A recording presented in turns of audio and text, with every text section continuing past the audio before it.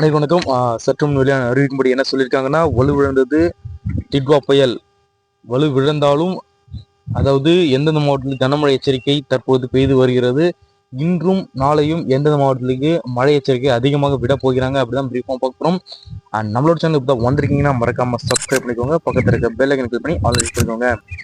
முக்கியமான விஷயம் video skip பண்ணாம பாருங்க. அப்பதான் நான் சொல்ற தகவல் என்று உங்களுக்கு முழுமையாக வந்து சேரும்.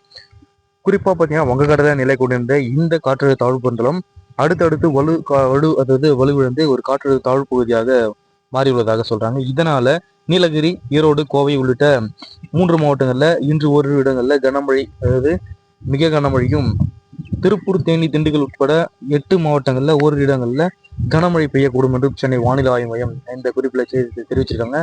நேற்று முன்தினமும் சென்னை, செங்கல்பட்டு போன்ற நான்கு மாவட்டங்கள்ல வெளுத்து வாங்கி இந்த கனமழையால் அதிக சேதம் ஏற்படுத்த நிலையில தற்பொழுது பார்த்தீங்கன்னா இது தொடர்பாக சென்னை வானிலை மையம் இயக்குனர் செந்தாமரை கண்ணன் வெளியிட்ட செய்தி குறிப்பு சொல்லியிருக்காங்கன்னா, தென்மேற்கு வங்கக்கடல் மற்றும் அதையொட்டிய மத்திய மேற்கு வங்கக்கடல் பகுதியில் நிலவிய ஒரு ஆழ்ந்த காற்றழுத்த தாழ்வு மண்டலம் வடக்கு திசையில் நகர்ந்து நேற்று மாலை 5:30 மணி அளவுல வலுவிழந்தது அப்படின்னு சொல்றாங்க. ஒரு காற்றழுத்த தாழ்வு மண்டலமாக நீடிக்கும் சொல்றாங்க.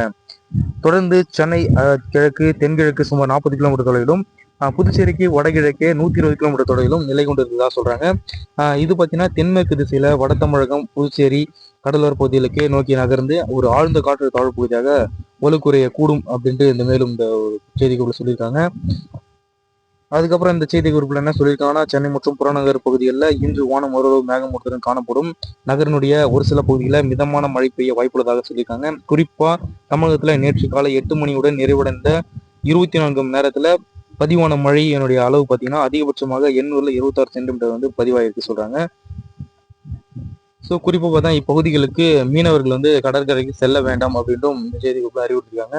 இது போன்ற மழை பற்றிய வானிலை பற்றிய கூடுதல் தகவலை உடனுக்குடன் துல்லியமாக தெரிஞ்சுக்கணும் அப்படின்னு நினைச்சீங்கன்னா கீழே இருக்க ரெட் கலர் பட்டனை கிளிக் பண்ணி சப்ஸ்கிரைப் பண்ணிக்கோங்க. பக்கத்தில் இருக்க பெல் ஐக்கனை கிளிக் பண்ணி ஆல்ரெடி பண்ணிக்கோங்க. நன்றி, வணக்கம்.